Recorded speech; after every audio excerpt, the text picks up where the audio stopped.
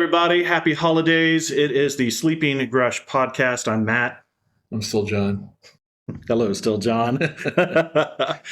Folks, thank you very much for hanging out with us today. We know it's the holidays. We're recording this the day after Christmas. You guys will probably be getting it around New Year's. Merry Christmas, happy holidays, happy Hanukkah, Kwanzaa, Festivus. Yeah, right. Festivus, how you say it? I'm not a fan of the airing of the grievances. Yes, which is part of tonight's episode, I'm sure. We need one of those. Oh my gosh. Well, folks, we are barreling just a hardcore right into the new year here. And we're going to talk about some of the political stuff going on in Faelon, some of the organization stuff. Before we get to that, though, I just want to remind you that we are brought to you by Cardboard Corner Cafe, the premier game cafe and waffle purveyor here in Kansas City, who have just announced that they're going to open a second location over at the Lenexa Public Market. So congratulations to them.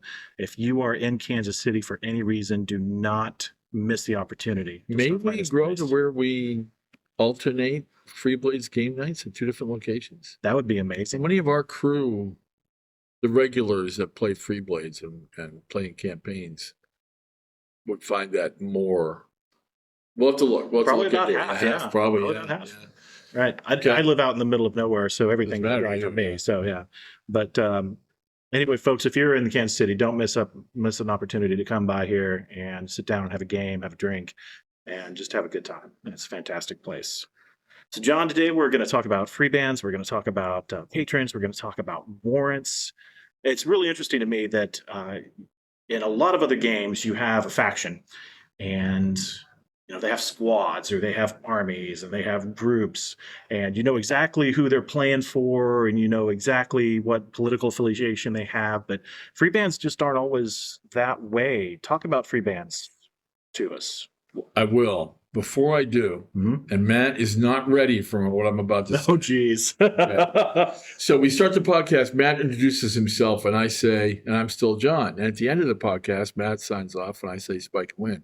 So here's your first Sleeping Grush contest. If you give me a better catchphrase for either the intro or the end of this podcast, and by better, I mean I choose it, right? I will provide you with a Moon Talon model. Nice. Okay. I'm going to start writing. Yep. Good. You can enter as many times as you like. Discord's better than Facebook, but I'll take either. Don't send it to me by personal message, Kevin. Okay. As much as I love you, brother, just, find a way to do it on an open platform so people can see your ideas. If I choose one from the same person, I'll give you a Moon Talon and something equivalent. Because you can't have two Moon Talons. Sure. Unless you want to have one to, paint a second one or give to your friends. Or build your Sky Spears Captains. I was going to say your sweet Talon. Okay, either way, right? Okay. Whatever your choice is, it could be another Moon Talon. Sure. So we can sex it up. And by better, the more themed, the more lore rich your solution, the more likely. Nice. Okay, now, speaking of lore. Look at that. Check my segue. That was sweet. I'm rolling. We're talking about free bands. Okay, so long-time role player here, okay, from the distant past of white box D&D. We missed some time. So when we talked a little bit about this when we talked about villains. Yeah. But what bothered me as a kid, weird things bothered me as a kid. Okay. That's okay. One hit wonder rockers. You were weird then. Okay. You're weird now. Yeah, it's all good. Sure. It's accelerated. Carried over. It's accelerated. It's carried over. And we talked about with villains, we talked about the illogic of certain things. And I make that joke all the time. Everybody does. Not the least believable thing. Right. I make the joke all the time. Somebody says, oh, your dragon's out of scale with the real one. So it bothered me that in a lot of the early adventures, when we were just kids and we were playing role-playing for the first time, fantasy role-playing, you would go into the dungeon. Mm-hmm. Why is there a 50-level underground complex under this baron's castle? Right. Some dude who probably inherited the thing. It was built 100 years before he was born. And somehow there's a thing that goes down 50 level, whatever, ridiculous number. Right. And none of the levels looked alike, right? They all had different passages, different, made no sense to me. Right. So it made as much sense as the guardrailless bridges in Moria. So, and when I found out later that this is actually a thing in writing as I became a writer, an amateur writer, very amateur writer, because I got interested in writing. I learned this was a thing. In fantasy and science fiction writing and other genre fiction, speculative fiction especially, it is better to have as much be consistently logical as possible and deviate when it's important. Right. Go crazy when it's important. So, because that's the platform's relatable, the environment the person finds themselves in is relatable. So, if I kick open a door and there's a dragon who doesn't have any way of getting into that room, right, because he's bigger than eating when he's there, or eating, except when you kick a door in. or using the bathroom, right? Okay, right. Where'd the gold come from? He's laying on. I had all these questions. Okay. So the same thing came down to, and it happened in an adventure where the crew came back to a village and they had a significant amount of money. And of course, I wasn't an economist at 17. Right. So you give them some gold, they come back into a village, and then what they had in their pockets was worth more than 10 of these villages put together. Right. So they go to the herbalist, and I had been very conscientious. Like I said, I'm going somewhere with all this. I bring it all around here, like I always do. Bring it all around. So you go back into the village, and you've got your party comes in there, and they're just flush with cash from their last raid of the dragon, who was alone in a room. And I had kind of stocked all the different shops with what they'd have, the armory and the whatever, and the herbalist. How many healing herbs or salves or potions or notions, whatever. And what they did, I had a record of it, right? It was very conscientious, and books and books and books. Well, I did instead of homework, right? As a high schooler. So they had enough money to buy the place out. They basically just kept asking and kept buying until the place was empty. And the guy said, well, I'm going to close up for the winter. March, we're hitting the beach.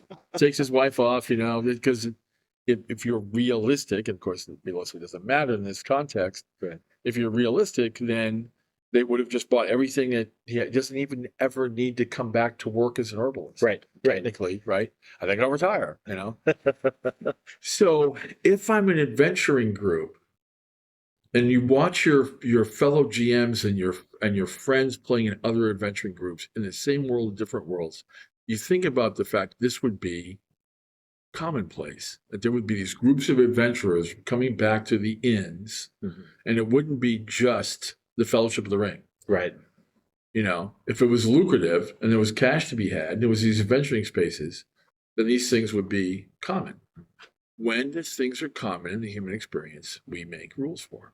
Right. Right. And that got me. I was always interested in pirates as a kid. Right. And I'm from the coast. Okay.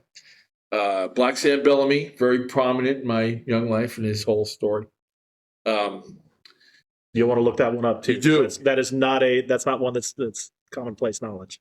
But the most successful. Absolutely. Yeah, right. So and the focus of John Con 10, one of those conventions was Black Sam is, actually upriver in Maine and did form the Golden Empire instead of dying off the coast of Massachusetts. But spoiler, sorry. So anyway, these things would be kind of codified. Where'd you go to get that? To relate to it, to see a structure, to kind of be inspired, it's the letter of marque. Right. It's the deal that somebody would make to do legitimate adventuring, mostly in the Caribbean, in the 17th century, 18th century. And so you had a structure. You had the things the letter of marque said, that it allowed, it didn't allow, what deal you were making, and this person you were working for, what are they called, that sort of thing. Right. So that was my model. We were going to have these adventurers, which we call free blades, and also the subject of a contest. Naming contest. Naming contest back in the day, back in 2012, 2011. Yep. Can I stop you right there just for a second? Because I want to ask a question. Because this question has actually been burning at me for a while now. Yeah. You need to take some medication for that. There's some cream. Why is it that do you think, that so many other games don't do what you've just described? Well, I think they've started to. I'm not familiar with all the different fantasy role playing games Sure. out there because I have one love, right? Right. But we do, and because of the great my great exodus from D&D in the early 80s, which I think we talked about that before. We That have, happened, yeah. right? Yeah. So, but of course, as we grow and Brightsword got published, we encounter more folks coming into our game from other game systems, and we learn. And I have been paying attention to mechanically some of the things in these games to stay abreast of the state of the art. Right. So you see it first, what kind of things people are working with out there. But so they have, and I'm going to get this wrong, and I don't mean to offend any fans of these other games. All these games are great, but the Harpers, right? D&D isn't the Chris Pine character a Harper? And you see, I don't know either, but the one from I really like the D&D movie. I did. Right. This one, not the one before it. The most recent one, Honor Among Thieves, I think it's called. Yeah. The Chris Pine character is hard. He's part of some guild that does similar things. Right. I think Pathfinder has a guild that's like meta of the players of the game. Right. And in the game is a Pathfinder's Guild or Adventurers Guild that is sort of an overall organization that doesn't control this, but sort of regulates a little bit what happens. Right. I don't know all the rules. Right. Okay. So those things are out there post my invention of it, Right. which is in the 70s, not that we published anything and not that somebody else didn't do it also. Right. But I will point out that in 1977, we were hit with Traveller. Traveller had the Traveler's Aid Society. Yeah. Right. Both meta and inside the constant, the confines of the context of the galaxy that they were operating in. So there was an additional, and that's not what the Traveler's Aid Society didn't serve necessarily as an adventuring patronage, right? But performed some of the functions. Yes. Gave you a hint of that kind of organization. So we developed the idea of warrants. And it was also a great role-playing opportunity. Because then you had a senior NPC, right? You had a senior NPC. And like I said, I know this is in other games. I know it is, in other backgrounds. In my limited experience in terms of the environment around me, a kid growing up in Maine in the late 70s, playing role-playing games, I was the only one doing this. I know that. I have no idea necessarily what happened around us in other states or since. I'm just talking about, for us, this was the thing. So in Faelon, we had this. And I didn't do it when I role-played Middle Earth. I game mastered Middle Earth a lot with the old MERP stuff, the old Iron Crown Enterprises stuff. So, but to make it make sense and to give me some more role-playing storytelling tools as a game master. Right. Now I had the senior NPC, and now I had, what if you break the rules? Right. Right? So, because you got both things. Yeah. So you'd have the pirate, and these are land privateers, what these free blades are, who was off the chains with respect to the law. And then you had somebody just like them, right? I mean, these privateers were just as bad, just as prone to leave the confines of morality or ethics or the law. But they had a piece of paper. Right. Yeah. Right. So some free bands would play it that way. You'd be in someone else's country. You'd have a warrant from a baron in Falcar, but you'd be operating in Herodel. Excuse me. You'd be operating in Herodel, or worse, you'd be in the Urdegar tribe lands. And I don't give a crap about your baron's piece of paper. Right? So what does it mean? Right. So if I was doing what I was supposed to be doing and I was captured by these guys, theoretically the Baron might come get me. Would he? Maybe. If he knew what the crown was, right? The crown of Zeachar, the staff of the sun, whatever the MacGuffin was. Right. And if he got you out of it, the problem you were in, be held to the warrant, says I will recover you if you didn't commit a capital crime. Then it might still be lucrative for him. If they botched the event and ended up in jail, yeah. We'll try another one. can't hear your transmissions. You know what I'm saying? Just cut them loose, right? Yeah. So you had some great, and then you had the ability to take your patrons, these senior NPCs, and develop how reliable they were, like your reverse 5-star rating. That's You right. know, the adventurers be like, oh, these guys suck. They can't get anything done. Well, this patron never pays up, you know, so he's a 1-star, you know. So they could develop reputations, give you more storytelling capability, but made sense. So you wouldn't have an explanationless situation of multiple adventuring parties all going after the same thing or operating the same area. Right. You have some sense to it because you know that people would do that. They would organize that, make it, you know,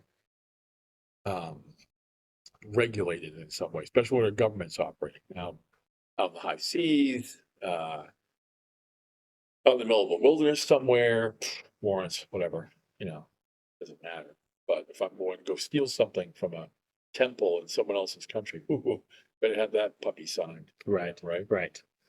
So they believe that you're going to be able to get out of jail free if you don't murder someone or whatever. So yeah, that's where it comes from.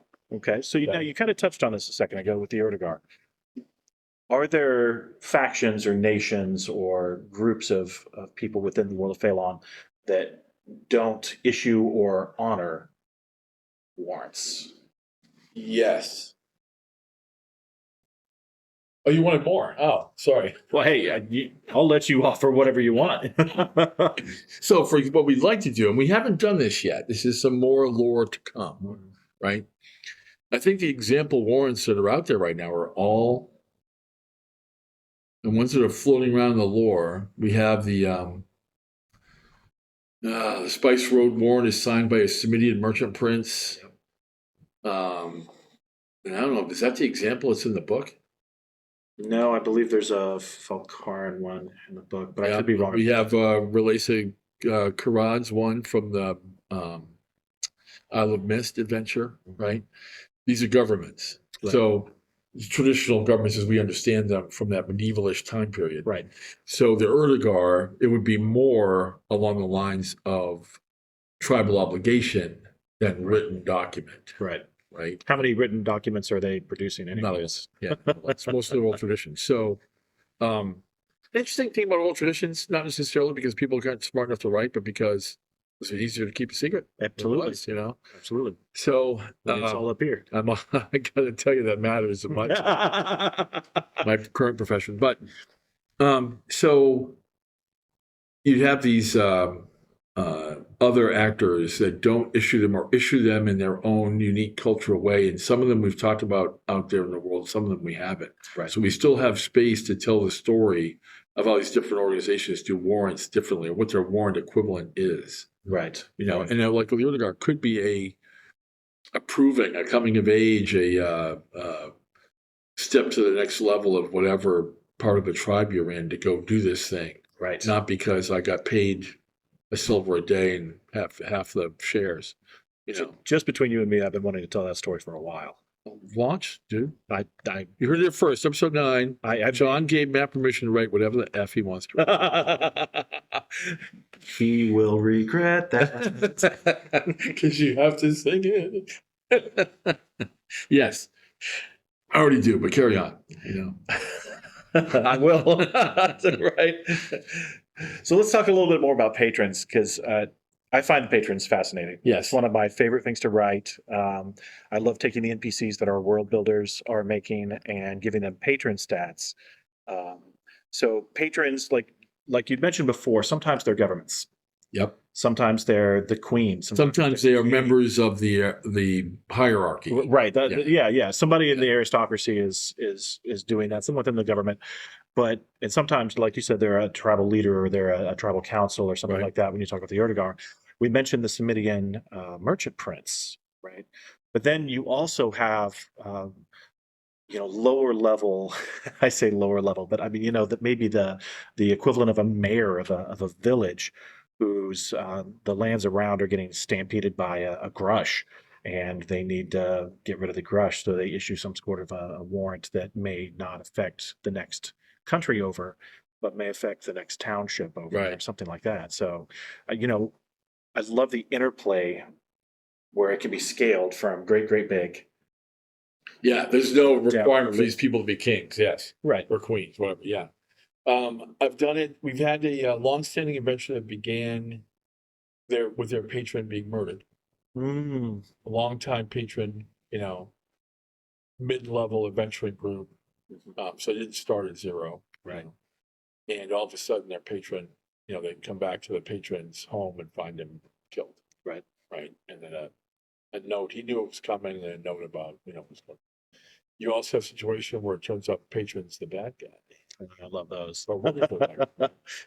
So, or you have to take sides. You're in a situation where it's not clear who the good guy and the bad guy are, and you're working for one of them, but what the other one's doing seems more attractive. Right. Potentially more attractive. Right. There's a lot of storytelling ability. It's not meant to be feathers. Right. Right. It's not meant to be constraining. It's meant to give structure so that you can bend the structure only when you need to, instead of having a constantly chaotic situation. Yeah. Which wouldn't make sense. And that was the thing I learned kind of through that I find as I go into creative writing classes and other, literature things, I find out that there's sort of a thing out there in the literary world that the more, your fantasy or science fiction world makes sense, the better when you want to deviate it from the big, right, thing that makes it, everything's fine except we live on the edge of a black hole. Oh, well, but you want to still have Toastman and Toaster and, whatever, and not have it be gremlins in there, lighting with a match, right? Right. Because that just distracts from. It does. So if I'm reading this book, if I'm immersed in this world and I'm standing on a platform that is sensible and relatable, these other deviations I can focus on them because they're crazy and they're awesome. Right. If everything's crazy and awesome, I'm overwhelmed.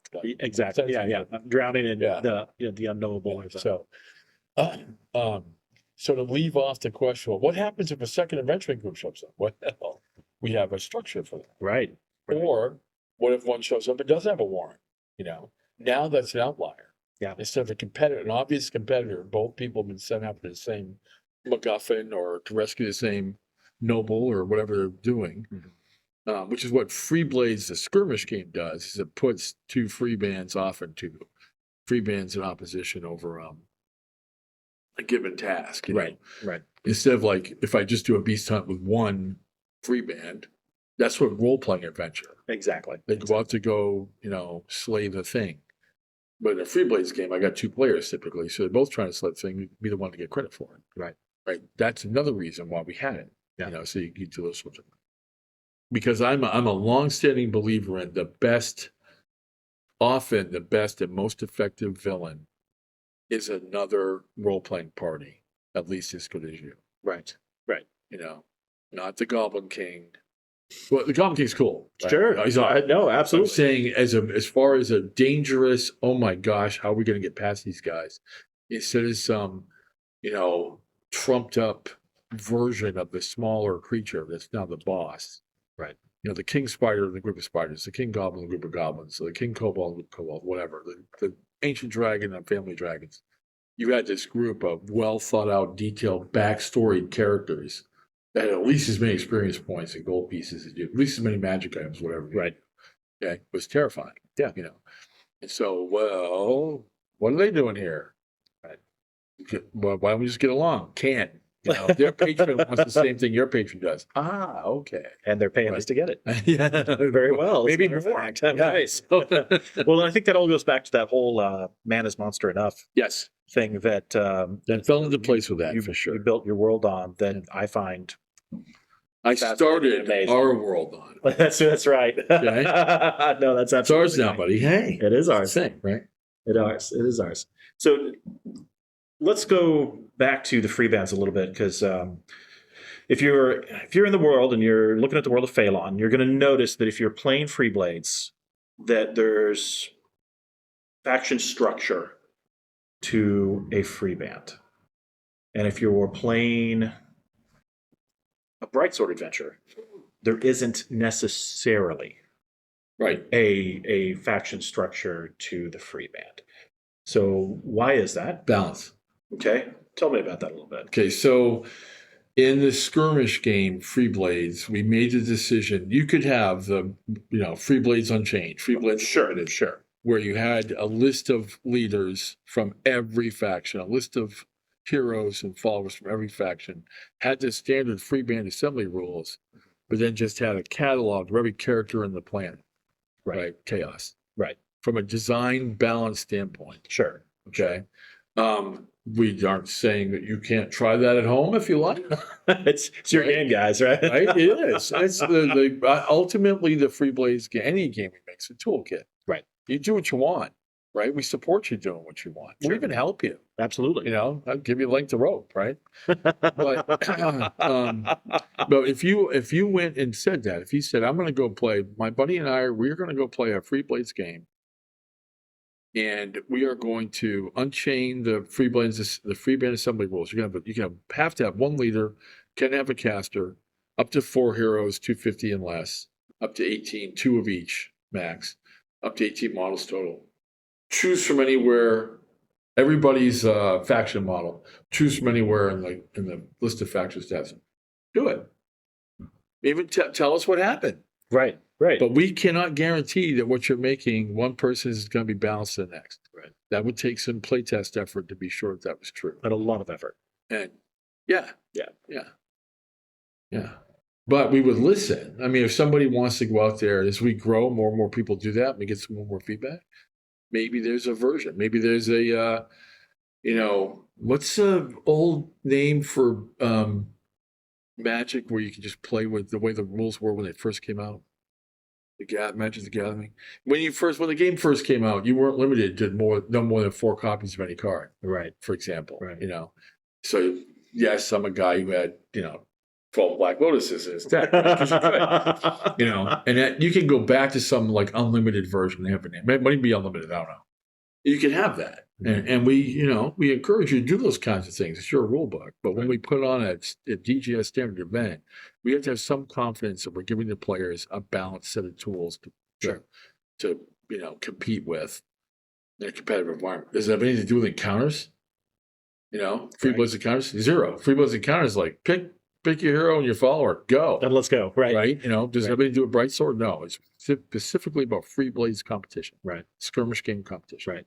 And a lot of that, like you said, is balanced because as a GM for, say, an encounters game, because when we run these at conventions, we have these folks, we have, 8 to 12, sometimes more people, come out than what we plan. Right. And which is good. Which is great. It's fantastic. But I have to be nimble enough to figure out what's going to balance them. Right. For the threat. For the threat. Bad guys, yeah. Right, the threat. And even going through the game, right, depending on how they're doing and how well they're working together and all of these things, right? You have to be nimble enough to know. And as a GM for an RPG, you have to do the same thing. Yes. So, but you don't get a DM for a skirmish game when you've got the 2 people playing. Right, yes. There's no one there to umpire balancing the threat. Right. Because the threat's the other person. Right. Yeah. Right. Now, do you think having these faction-based figures also furthers the narrative side of the yes, and it does something that we are looking for and think is important and think players recognize as fun and important to them is identification. Right. Right. No, I agree. Identify. If I could just make anything out of anything, am I really identifying with Haradel or you're not the Grular or right. bandits? Because I think we can all say, our favorite faction, right? It's not a difficult thing. Yes, when you put a gun to my head, yes. Oh, gun to your head. I don't think it would take that much. I don't think it's anything. I don't know. I'll tell you what, once the Moyakat Illuminated are a real faction, I'm not sure I'll play with, I've always wanted to be them. I invented them, so. Yeah, I think that character and faction identity is a fun thing. I agree. It's also a component of the skirmish part of the game. Right. The skirmish component of the game system is to have identity. And in a Free Blades Unlimited, Free Blades Unchained version where you can pick anything off anything, you wouldn't have that. Right. Right. So as we kind of bring this discussion to a close, when we would talk about Free Blades and about our free bands and about warrants and patrons, we're behind the scenes, we're looking at making a board game We are. with these themes. Can you talk about how these themes are going to fit into that board game? Yeah. So the board game, in the board game, you are a patron. Hmm. So So you're looking at it from a different point of view. right. The current component markup is you have a patron card, say 5x8, Mhm. with the image of your patron and some patron stats. Okay. And what you're doing, and the other people you're competing with are also patrons over a piece of the Faelon map. Okay. Starting with some of the characters you already know and love from the 12 patrons that are listed on World Amp, we'll have illustrations. Right. And we'll add them all the time.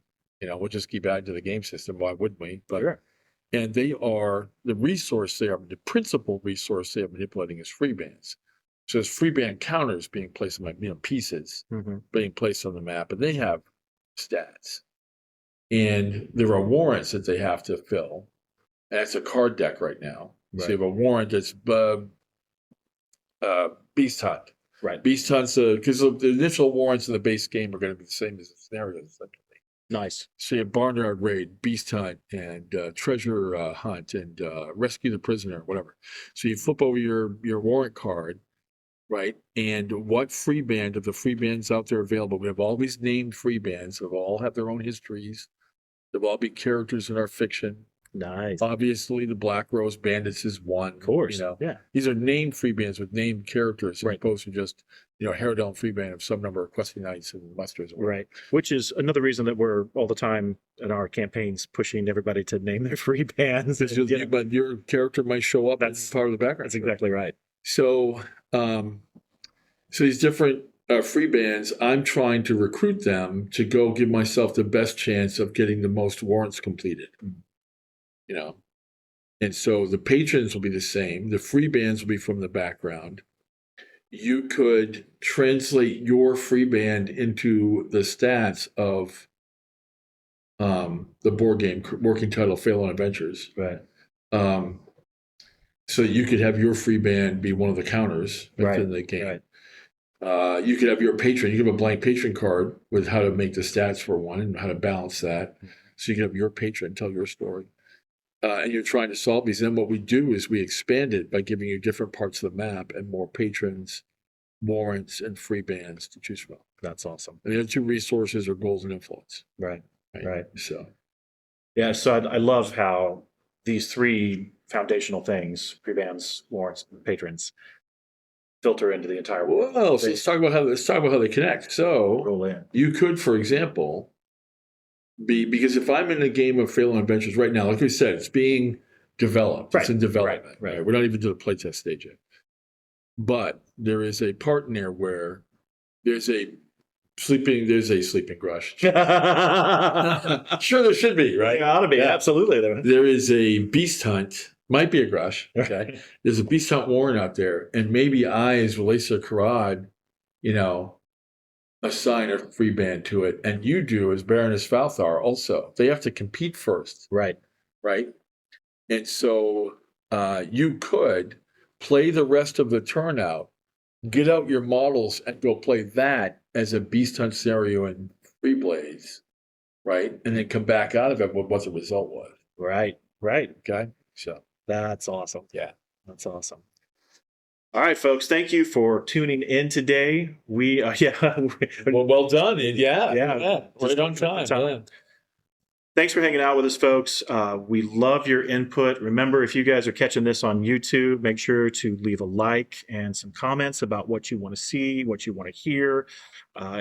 If you're catching it somewhere else, if you're listening to it as a podcast, make sure to leave some comments or drop something to us on the Sleeping Grush channel on our Discord. We really want to hear back from you folks. We want to hear what you want to hear from us. We'll take questions. We would love to spend an entire episode fielding your questions. So by all means, drop some questions that you have for Jon and me on the Sleeping Grush channel on Discord. So folks, let me add one more thing. No, go for it. Off. Go for it. Okay, just a reminder, right?